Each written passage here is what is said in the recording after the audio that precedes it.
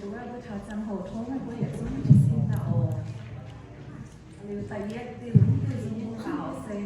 มีจะเหลือยังมาจึงดาวว่าเยียนเยซูคงไม่คุยตู้จังหวะนั้น it's so sweet to trust in Jesus